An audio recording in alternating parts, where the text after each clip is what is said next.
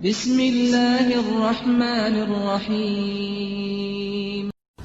Saya ingatkan, Ibnul Qayyim mengatakan bahwa ain bisa terjadi tanpa melihat secara langsung. Ain bisa terjadi tanpa melihat secara langsung. Artinya kalau kita gampang-gampang bermudah-mudahan pasang foto kita di sosmed, khawatir ada orang hasad dengan punya ain melihat foto kita dan kita terkena. Ibnul Qayyim menjelaskan itu dalam Zadul Ma'ad. Hati-hati dalam memposting foto kita, foto suami kita, foto istri kita, lalu foto anak-anak kita. Hati-hati. Tapi kan kalau gitu, kalau lagi normal juga kita bisa kena. Iya, tapi kan yang jadi masalah saat kita posting, itu jelas tujuannya bukan ibadah. Itu tujuannya bukan amal soleh. Itu ingin tampil. Dan ingin tampil, diridhoi apa tidak oleh Allah? Tidak diridhoi. Maka semakin besar potensi kita kena ain. Sudahlah, gak usah. Adapun ain adalah pengaruh jahat yang disebabkan oleh rasa dengki, pandangan orang melihat dengan pandangan dengki, atau karena pandangan kagum, lupa mengucapkan memuji Allah Subhanahu wa taala. Jadi dua sebabnya. Bisa jadi pandangan karena dengki, seperti Allah sebutkan dalam Al-Qur'an, wa iyyakadul ladzina kafaru la yuzliqunaka bi absarihim. Ya, hampir-hampir orang-orang kafir menggelincirkan engkau bi absarihim, dengan pandangan mereka. Para ulama menafsirkan yang tadi Ibnu Abbas dan yang lainnya, artinya mereka memandang Nabi dengan pandangan ain agar Nabi bisa terkena musibah. Tetapi Allah menjaga Rasulullah sallallahu alaihi wasallam. Wa iyyakadul ladzina kafaru la yuzliqunaka bi absarihim. Hampir-hampir orang kafir menggelincirkan engkau wahai Muhammad dengan pandangan mereka. Ini pandangan jahat. Namun ternyata ain, musibah menimpa seorang bukan hanya dengan pandangan hasad. Bisa jadi karena pandangan kagum, namun lupa memuji Allah Subhanahu wa taala. Itu ain, seberapa besar pengaruhnya untuk kita? Karena tidak bisa kita pungkiri, setiap hari kita akan bersinggungan dengan hal ini. Terkadang antum punya motor baru, antum punya jam baru, atau antum punya baju baru. Tiba-tiba ada teman antum mengatakan, "Wih, baju antum baru ya? Jam antum bagus ya? Motor antum cepat ya?" Dan antum perlu ingat, kalau antum dipuji orang dan kelihatannya orang ini betul begitu mengagumi, maka antum jangan lepaskan orang tersebut sampai antum minta ia mengatakan atau mendoakan keberkahan untuk yang ia puji dari apa yang antum miliki. Karena dampak dari ain itu nyata.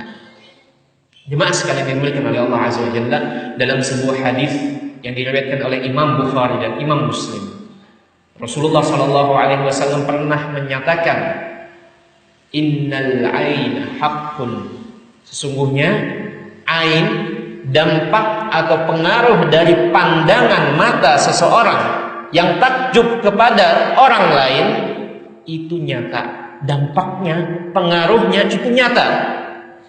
Bukan hayalan. Bukan hayalan. Bahkan di kesempatan lain Rasulullah sallallahu alaihi wasallam pernah mengatakan, 2/3 dari penghuni kubur adalah orang-orang yang terkena ain.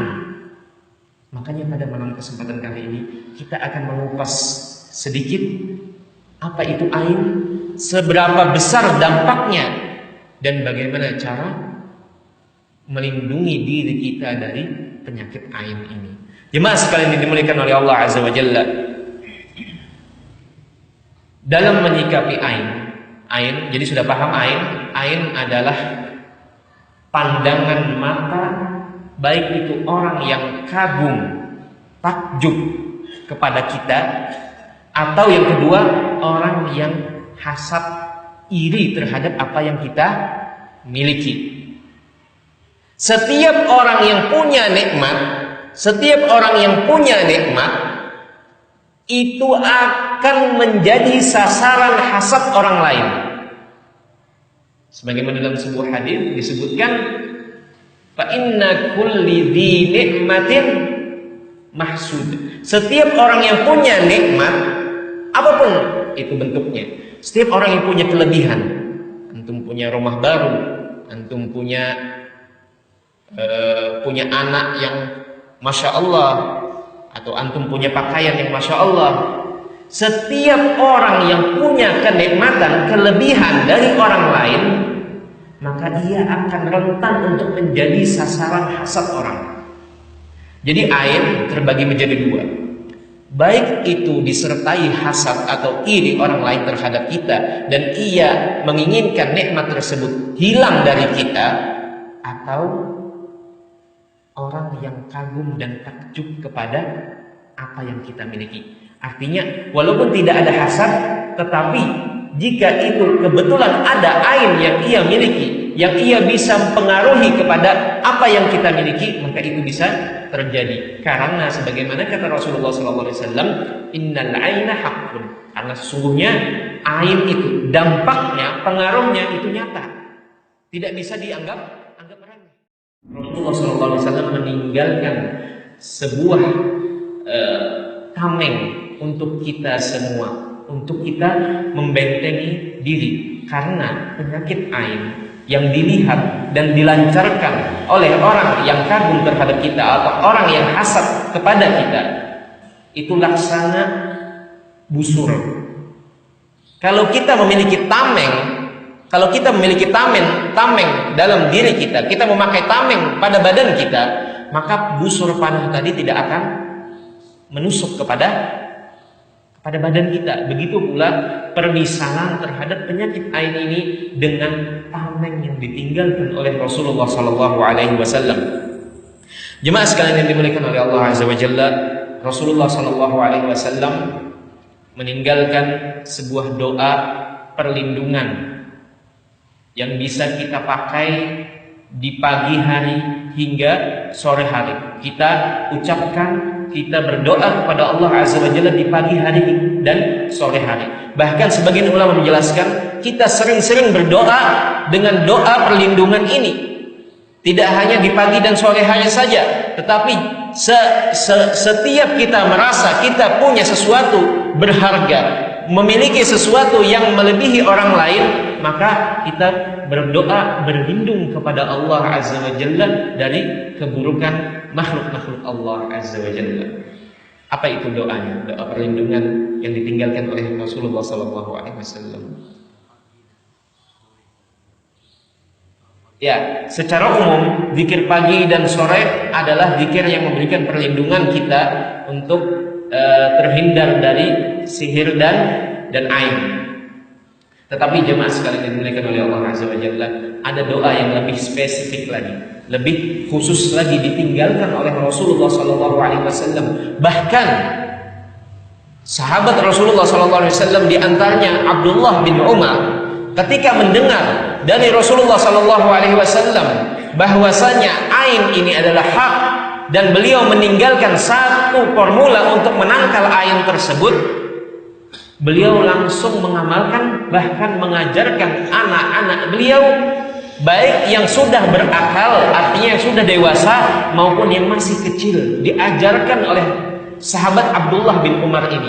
Bahkan dalam riwayat tersebut, dalam riwayat Imam Tirmidzi rahimahullah taala, Abdullah bin Umar sampai-sampai dituliskan doa itu agar dihafalkan oleh anak-anak beliau. Ini sahabat. Lantas bagaimana dengan kita? Sudahkah kita memakai tameng perlindungan yang ditinggalkan oleh Rasulullah SAW untuk kita? Kira-kira jemaah sekalian ada yang tahu? Harus antum hafalkan, harus antum praktekkan, karena ini berkaitan dengan kehidupan antum sehari-hari. Bisa jadi antum tiba-tiba sakit, dan itu lantaran ada yang memberikan ain kepada antum. Kira-kira ada yang paham? Yang betul-betul diamalkan dan dipakai oleh para sahabat dalam menyikapi atau melindungi diri mereka dari penyakit ain ini adalah meminta perlindungan kepada Allah Azza wa Jalla. Nih, antum simak, antum hafalkan betul-betul. A'udzu bikalimatillahi tammati min syarri ma khalaq. Ya Allah, aku berlindung kepadamu berlindung dengan kalimat-kalimatmu yang begitu sempurna, min syarri ma khalaq, dari segala keburukan. Apa doanya? Doanya hampir sama dengan doa tadi. Kalau yang a'udzu bi kalimatillahi tammati min syarri ma khalaq, itu doa yang kita panjatkan untuk diri kita. Lantas bagaimana kalau anak kita, anak yang masih bayi, anak kecil, yang kita lihat anak kita ini pintar sekali, atau masya Allah sudah hafal sekian surah di Al-Quran, atau begitu putih, atau ganteng atau cantik anak kita. Kita takut kalau ada yang kagum terhadap anak kita, tiba-tiba anak kita jatuh sakit, atau la qadarullah bisa meninggal. Dan ini ada terjadi. Kira-kira ada yang hafal? Antum semua atau yang masih muda pasti akan memiliki, atau insya Allah akan memiliki anak. Dan yang sudah tua di sini pasti sudah punya anak. Nah, terkadang anak-anak kecil, kalau yang sudah dewasa, sebagaimana Abdullah bin Umar, mereka menyuruh yang sudah dewasa, yang sudah berakal untuk menghafal, dibaca setiap hari. Adapun yang kecil dicatatkan, disuruh hafalkan. Nah, kalau seandainya masih bayi, belum bisa bicara, kira-kira bagaimana?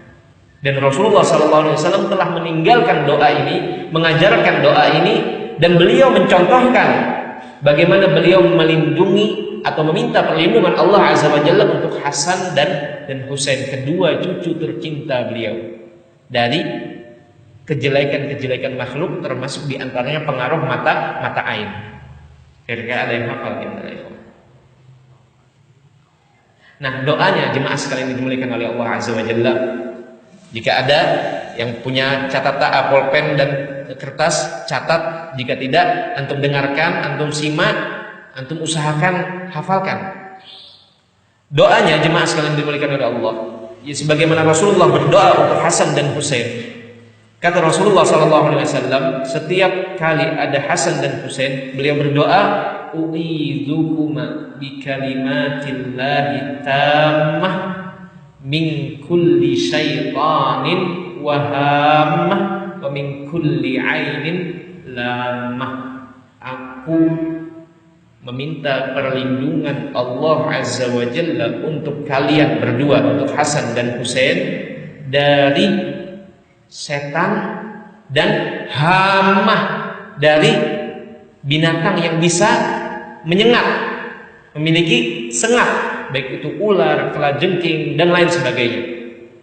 Wa min kulli ainin lamah, dan dari setiap ain, dari setiap pandangan mata orang yang hasad ataupun orang yang kagum.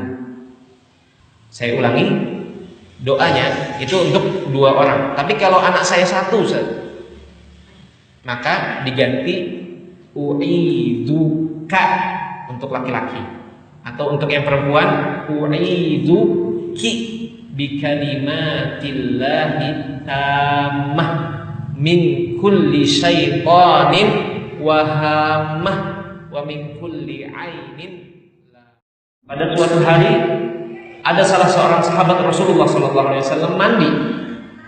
Sahabat yang bernama Sahal bin Hunayf. Sahal bin Hunayf ini adalah seorang sahabat yang kulitnya sangat putih. Ia mandi, kemudian sebagian orang, di antaranya adalah Amir bin Rabi'ah, melewat tempat di mana sahabat yang memiliki kulit sangat putih tadi mandi. Kemudian salah satu di antara orang-orang yang lewat tadi, yang bernama Amir bin Rabi'ah ini, takjub, kagum melihat putihnya kulit siapa tadi? Kulit Sahal. Amir ini melihat, wah, putih sekali kulitnya, sampai-sampai beliau mengatakan, sepertinya aku tidak pernah melihat kulit yang lebih indah, lebih putih dari kulit orang ini. Kemudian ia mengatakan, menyampaikan kepada kawan-kawannya yang bersama ia pada waktu itu, ia mengatakan, bahkan kulit orang ini lebih putih dari kulit wanita atau gadis yang dipingit di dalam rumah. sahabat tadi, sahabat yang memiliki kulit tadi sedang asik mandi. Yang terlihat sebagian anggota badannya yang begitu putih. Dalam sebuah riwayat punggung beliau begitu putih. Lantas tidak selang lama sahabat yang sedang mandi ini yang bernama Sahal bin Hunayf ini tiba-tiba jatuh, tersungkur, tidak bisa bergerak. Lantas orang-orang pun menolongnya, ditolong oleh orang-orang, kemudian dibawa kepada Rasulullah SAW. Diperlihatkan kepada Rasulullah SAW bahwasanya ini orang sebelumnya sehat-sehat saja, sedang mandi, tiba-tiba tidak bisa bergerak sama sekali, tidak bisa menggerakkan anggota badannya sama sekali, tangan kakinya tidak bisa bergerak. Padahal tadi sebelumnya sehat-sehat saja. Kemudian kata Rasulullah SAW, apakah ada di antara kalian tadi yang memuji orang ini? Apakah ada yang takjub terhadap orang ini? Kemudian dicari. Oh, ada ya Rasulullah. Ada, sebelumnya ada serombongan orang lewat, dan di antara orang tersebut ada yang mengatakan, wah, kulit orang ini, kulit sahabat Sahal bin Hunayf ini begitu putih, melebihi putihnya gadis yang dipingit di dalam rumah sekalipun. Kata Rasulullah, panggil orang di sini. Disuruh sama Rasulullah SAW, panggil orang yang mengatakan ketakjubannya tadi. Kemudian orang tersebut didatangkan, kemudian marah Rasulullah SAW. Apakah kalian ingin membunuh saudara kalian sendiri? Kata Rasulullah SAW. Apakah engkau ingin membunuh saudaramu sendiri? Bukankah jika engkau takjub terhadap sesuatu yang dimiliki oleh saudaramu, engkau mendoakan keberkahan untuknya? Engkau memberikan atau mendoakan keberkahan untuknya. Kemudian Rasulullah SAW, dan nanti akan kita jelaskan cara menanggulangi orang yang sudah terkena ain. Kemudian Rasulullah SAW menyuruh orang yang memuji tadi, yang bernama siapa tadi? Sahal, bukan Sahal, Amir bin Rabi'ah. Kata Rasulullah, kamu mandi, kamu basuh anggota badan dudukmu, kemudian airnya disiramkan ke kepala siapa tadi? Sahal bin Hunayf tadi. Kemudian ia melaksanakan sesuai dengan yang diperintahkan oleh Rasulullah SAW. Ia mandi dan sisa air mandi, atau dalam riwayat yang lain ia wudu, kemudian sisa air wudu yang hasil dari ia berwudu tadi diberikan kepada sahabat yang tersungkur tadi, yang terbaring, tidak bisa menggerakkan anggota badannya sama sekali, padahal sebelumnya sehat-sehat saja. Tiba-tiba setelah itu ia, sebagaimana ditegaskan atau dijelaskan dalam kisah tersebut, ia bisa kembali berdiri, kembali segar seperti sedia kala, seakan-akan belum tertimpa penyakit yang barusan ia. Kalau dimuliakan oleh Allah Azza wa Jalla, ciri yang paling mudah, sebagaimana hadis kisah yang pertama tadi, kisah sahabat siapa tadi? Yang terkena ain tadi siapa sahabat? Sahal bin Hunayf. Yang mengenai ainnya siapa? Amir bin Rabi'ah. Ciri paling nampak, yang paling mudah kita kenali adalah perpindahan kondisi ke kondisi yang sebaliknya. Itu yang paling nampak. Sebelumnya sahabat ini sehat walafiat, bisa mandi, tiba-tiba langsung tersungkur, tidak bisa menggerakkan kedua tangan dan kedua kakinya. Perpindahan dari kondisi sehat menjadi tiba-tiba sakit tanpa bertahap. Nah, itu adalah salah satu ciri paling menonjol dari penyakit ain. Adapun jika seandainya tidak ada yang melihat antum naik motor, tidak ada yang melihat antum jauh dari perkampungan, tidak ada orang yang sedang memperhatikan antum naik motor, tiba-tiba antum jatuh. Kemudian antum bilang, pun kayaknya ada ain saya ini. Jangan antum anggap seperti itu. Jangan setiap musibah yang antum dapatkan, antum kaitkan langsung dengan ain. Ain itu ada sebabnya, ada ciri paling menonjolnya. Salah satunya adalah perpindahan dari kondisi yang betul-betul kita sedang sehat, kemudian tiba-tiba sebaliknya. Atau jika ada yang memuji, untuk menutup celah ain itu berdampak pada kita, maka kita minta dia untuk mengucapkan Masya Allah atau Barakallah. Nah, ketika ada yang memuji antum dan antum sebelumnya tidak tahu memuji rumah antum, atau cukup melihat rumah antum, perhatikan dalam hatinya ia kagum walaupun tidak diucapkan, ada yang bertamu di rumah antum, tiba-tiba setelah itu perabot rumah antum rusak, maka itu bisa dikaitkan dengan ain. Adapun jika tidak apa-apa, tidak ada apa-apa, tidak ada orang yang memuji, tidak ada orang yang melihat, tiba-tiba rusak karena kelalaian antum sendiri, maka jangan langsung antum kaitkan dengan penyakit ain. Penyakit ain. Dan perlu ikhlas sekalian ketahui bahwasanya antara satu orang dengan orang lain, ainnya berbeda-beda kadar kekuatannya. Ada yang sekali melihat, ketika ia melihat itu ainnya kuat, ada yang tidak.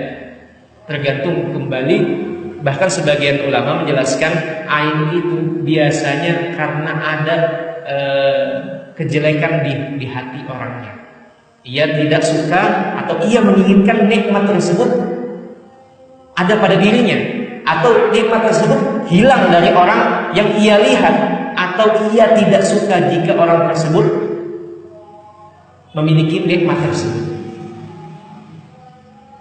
Orang ini lebih kuat ainnya ketimbang ain orang yang hatinya itu bersih, tidak memiliki atau menyimpan iri terhadap kehidupan atau kenikmatan orang lain. Makanya secara umum Rasulullah SAW memberikan dua resep ini tadi. Yang pertama, kita bentengi diri kita. Kemudian yang kedua adalah setiap ada yang memuji atau kagum ataupun memperhatikan, maka kita minta ia untuk mengucapkan Masya Allah sebelum terlanjur ainnya menimpa diri kita atau anak, istri.